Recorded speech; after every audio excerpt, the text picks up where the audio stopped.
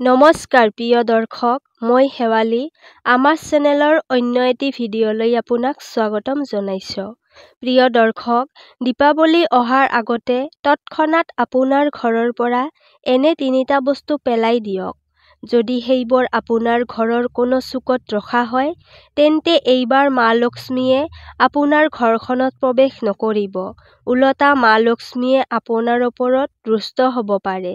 কিন্তু যদি আপুনি আজিৰ এই ভিডিঅ'টো মনোযোগ সহকাৰে শুনি সময়মতে ঘৰৰ পৰা এই 3টা বস্তু আঁতৰাই দিয়ে, তেন্তে এটা কথা নিশ্চিত যে এইবাৰ মা লক্ষ্মী আপোনাৰ ওপৰত ইমানেই সন্তুষ্ট হ'ব, এইবাৰ আপোনাৰ ঘৰত এনেকুৱা ধনৰ বৰষুণ হ'ব, যিটো আপুনি হয়তো কেতিয়াও দেখা নাছিল। এই দীপাৱলী উৎসৱ আপোনাৰ বাবে ইমানেই শুভ আৰু আচৰিত হৈ পৰিব, আপুনি নিজেও বিশ্বাস নকৰিব এই পৰিৱৰ্তন কেনেকৈ হ'ল। যদি আপোনাৰ ভাগ্য ভাল, তেন্তে আজি দীপাৱলীৰ আগত এই ভিডিঅ'টো পালে বুজি লওক যে আপুনিও সেই ভাগ্যৱান মানুহৰ ভিতৰত এজন, যাৰ ভাগ্য জিলিকিবলৈ ওলাইছে। যদি ভগৱানে আপোনাক কোনো এটা সংকেত দি আছে, তেতিয়া এই সুযোগক সহজভাৱে ল'ব নালাগে। ঈশ্বৰৰ এই সংকেতক আওকাণ কৰাটো আটাইতকৈ ডাঙৰ মূৰ্খামি হ'ব। কাৰণ আজি যিসকলে এই জ্ঞান লাভ কৰি আছে, তেওঁলোক সঁচাকৈয়ে সৌভাগ্যৱান। আৰু এতিয়া তেওঁলোকৰ জীৱনত পৰিৱৰ্তন আহিবলৈ ওলাইছে। এতিয়া তেওঁলোকে বুজিব যে দীপাৱলীৰ এই শুভ অনুষ্ঠানত তেওঁলোকে কেনেকৈ নিজৰ ভাগ্য সলনি কৰিব পাৰে। আপুনি কেৱল আপোনাৰ ঘৰৰ পৰা এই 3টা বস্তু উলিয়াই দিব লাগিব।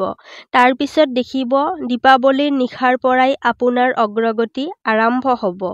আৰু তেতিয়া আপুনি নিজেই উপলব্ধি কৰিব যে ভগৱানে যেতিয়াই দিয়ে, প্ৰচুৰ পৰিমাণেই দিয়ে।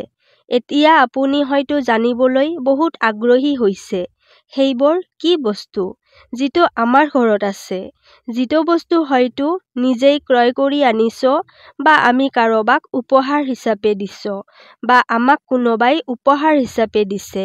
কিন্তু এই 3টা বস্তুৱে আমাৰ সুখক গিলি জীৱনত বাধাৰ সৃষ্টি কৰিছে।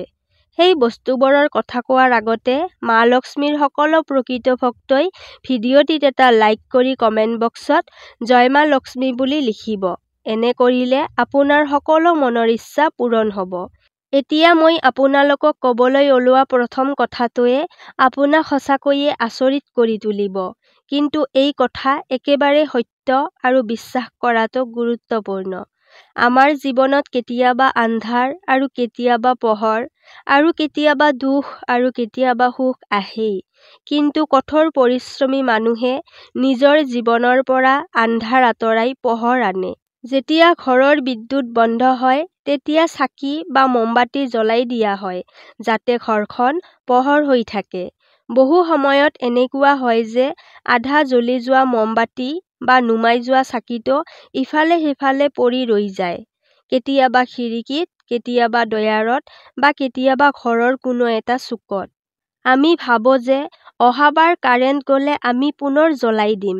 কিন্তু আমি এইটো বুজি নাপাওঁ, নুমাই যোৱা বা অসম্পূৰ্ণভাৱে জ্বলি যোৱা বস্তুৱে আমাৰ জীৱনত কিমান নেতিবাচক প্ৰভাৱ পেলাব পাৰে। আচলতে আধা জ্বলা মমবাতি বা অসম্পূৰ্ণভাৱে জ্বলি যোৱা চাকি এটাই অসম্পূৰ্ণ কৰ্মৰ প্ৰতীক বুলি গণ্য কৰা হয়। মানে, যেতিয়া কোনো কাম আৰম্ভ কৰি আধৰুৱা কৰি ৰাখি থয়, তেতিয়া ইয়াৰ প্ৰভাৱ এজন ব্যক্তিৰ ভাগ্যত পৰিব পাৰে। যেতিয়া পোহৰ অসম্পূৰ্ণ হৈ থাকে, তেতিয়া ভাগ্যও অসম্পূৰ্ণ হৈ থাকে। মা লক্ষ্মী তাতহে আহে য'ত সম্পূৰ্ণতা থাকে। সেইবাবে যদি মমবাতি আংশিকভাৱে জ্বলি থাকে, তেন্তে হয় সম্পূৰ্ণ জ্বলাই দিব লাগে, নহয় ঘৰৰ পৰা আঁতৰাই পেলাব লাগে। চাকিটোও সম্পূৰ্ণভাৱে জ্বলাব। যদি আধাতে নুমাই যায়, তেন্তে চাকিটো ঘৰৰ বাহিৰত থৈ দিব। এই দীপাৱলীত আপোনাৰ ঘৰত আধা জ্বলা মমবাতি বা আধা জ্বলা চাকি নাৰাখিব, অন্যথা মা লক্ষ্মীৰ আশীৰ্বাদৰ পৰা আপুনি বঞ্চিত হ'ব। যদি ভক্তিৰে ইয়াক আঁতৰাব বিচাৰে, তেন্তে কোনো নদীত বা বৈ যোৱা পানীত উটুৱাই দিব লাগে। মাত্ৰ এটা কথা মনত ৰাখিব যে ঘৰত কেতিয়াও আধৰুৱাকৈ কাম কৰিব নালাগে, কাৰণ এইটোৱে মা লক্ষ্মীক সন্তুষ্ট কৰে। অসম্পূৰ্ণ কৰ্মই জীৱনলৈ দৰিদ্ৰতা, বাধা আৰু কষ্ট আনে। এতিয়া দ্বিতীয় কথাটোলৈ আগবাঢ়ো। এতিয়া যিটো কথা ক'বলৈ ওলাইছো সেইটো শুনিলে আপুনি অবাক হৈ পৰিব। কাৰণ এই ভুলটো প্ৰায় সকলো ব্যক্তিয়েই কৰে আৰু ইয়াক সৰু এটা কথা বুলি গণ্য কৰি আওকাণ কৰে। ঘৰত ভঙা খুঁটুলি থাকিব নালাগে। শিশুৱেই হওক বা প্ৰাপ্তবয়স্কই হওক, সকলোৱে খুঁটলিত টকা থবলৈ ভাল পায়। কিন্তু যেতিয়া খুঁটলিটো ভৰি পৰে, আমি তাক ভাঙি পেলাওঁ। তেতিয়া আমি প্ৰায় ভঙা টুকুৰাবোৰ বা খালী খুঁটলিটো ঘৰত ৰাখি থওঁ। এইটোৱে আটাইতকৈ ডাঙৰ ভুল। যদি আপুনি এনেকুৱা খুঁটলিত টকা ৰাখি আছে, যিটো আগৰ পৰাই ভঙা বা আধা অংশ আগৰ পৰাই নাই, তেন্তে ই মা লক্ষ্মীৰ অস্থিৰতাৰ সংকেত দিয়ে। ইয়াৰ অৰ্থ হ'ল যে আপোনাৰ ঘৰত টকা নাথাকিব। যিটো ঠাইত টকা ৰখা হয়, সেইটোৱে যদি ভঙা বা ফাটি যোৱা হয়, তেন্তে টকা অহাৰ আগতেই বন্ধ হৈ যাব। সেয়ে দীপাৱলীৰ আগতেই ঘৰৰ পৰা ভঙা বা নষ্ট হোৱা সকলো বস্তু ততাতৈয়াকৈ বাহিৰলৈ পেলাই দিব লাগে। কেৱল খুঁটলিয়েই নহয়, যদি আপোনাৰ বাকচটো পুৰণি বা কাঠৰ আৰু ফাট মেলিছে তেন্তে ইয়াকো সলনি কৰিব লাগে। যদি আপোনাৰ পাৰ্চ বা মানিবেগটো ফাটি বা ছিঙি গৈছে, তেন্তে তৎক্ষণাত সলনি কৰক। নহ'লে এই বস্তুবোৰে আপোনাৰ ভাগ্যত বাধাৰ সৃষ্টি কৰিব পাৰে। এতিয়া পৰৱৰ্তী কথাটো কওঁ, যিটোৰ বিষয়ে অতি কম সংখ্যক লোকে জানে আৰু যিটো বেছিভাগ মানুহেই আওকাণ কৰে। এইবোৰ কথা বাস্তুশাস্ত্ৰৰ সৈতে প্ৰত্যক্ষভাৱে জড়িত আৰু ইয়াৰ আঁৰত বছৰ বছৰ ধৰি কৰা অনুশীলন আৰু অভিজ্ঞতা লুকাই আছে। ঘৰৰ মুখ্য প্ৰৱেশ দুৱাৰৰ কথা ক'বলৈ গ'লে, বহুত লোকে তাত নিজৰ নাম লিখিবলৈ ভাল পায়, যাক আমি ইংৰাজীত নেম প্লেট বুলি কওঁ। নতুনকৈ নিৰ্মাণ কৰা ঘৰত ইয়াক ধুনীয়া দেখা যায়। যদিও সময়ৰ লগে লগে প্লেটখন ম্লান হ'বলৈ ধৰে, তাৰ ওপৰত লিখা নামটোও ম্লান হৈ পৰিছে। কেতিয়াবা নম্বৰটোও নোহোৱা হৈ যায় বা প্লেটখন অলপ ভাঙি যায়। এইটো সৰু কথা যেন লাগিলেও ইয়াৰ প্ৰভাৱ গভীৰ। কাৰণ বাস্তুৰ মতে সেই নামৰ প্লেটখনেই আপোনাৰ ঘৰৰ পৰিচয় আৰু ই আপোনাৰ ঘৰত সকাৰাত্মক শক্তিৰ প্ৰৱেশৰ বাট মুকলি কৰি দিয়ে। কিন্তু যেতিয়া সেই নামৰ প্লেটখন ভাঙি যায় বা ম্লান হৈ যায়, তেতিয়া সকাৰাত্মক শক্তিয়ে ঘৰখনত প্ৰৱেশ কৰিবই নোৱাৰে। ঠিক যেনেকৈ আপোনাৰ ঘৰলৈ যদি কোনো আলহী আহি দুৱাৰত আপোনাৰ নামেই নাপায়, তেন্তে তেওঁ কেনেকৈ ভিতৰলৈ আহিব? একেদৰে ধনাত্মক শক্তিও চিনাক্তকৰণ নোহোৱাকৈয়ে বিপথে পৰিচালিত হয়।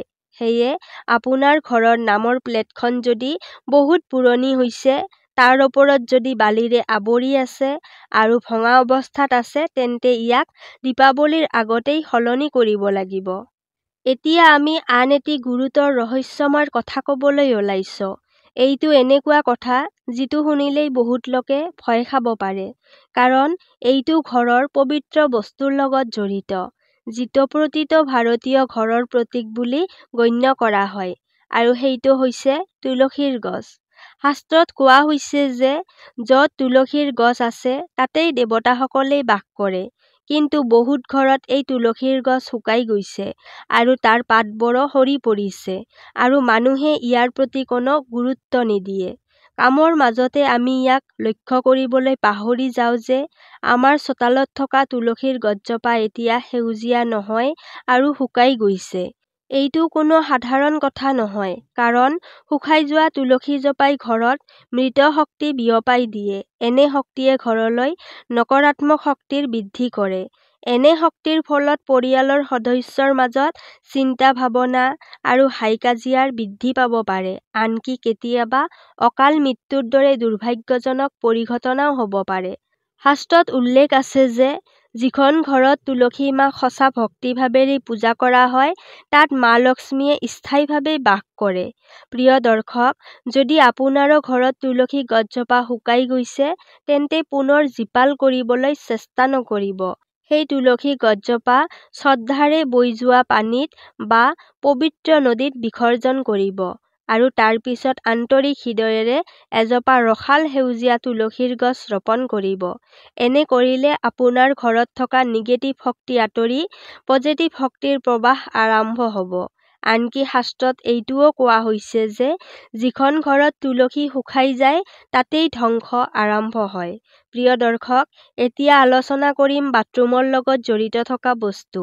যিটো বস্তু সাধাৰণ যেন লাগিলেও কিন্তু বাস্তৱত ই মানুহৰ ভাগ্যক ভিতৰৰ পৰা ফফলা কৰি পেলায়।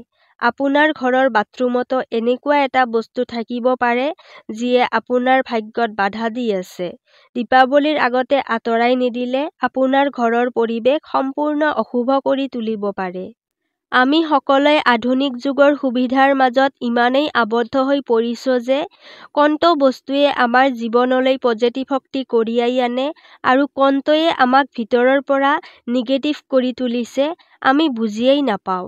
যদি আপোনাৰ বাথৰুমত ক'লা ৰঙৰ বাল্টি বা ভঙা বাল্টি আছে তেন্তে এইটো এটা গুৰুতৰ বিষয়। শাস্ত্ৰৰ মতে এনে কৰিলে ব্যক্তিজনৰ ওপৰত চন্দ্ৰদোষৰ প্ৰভাৱ পৰে আৰু আৰ্থিক ক্ষতিৰ সম্ভাৱনাও থাকে।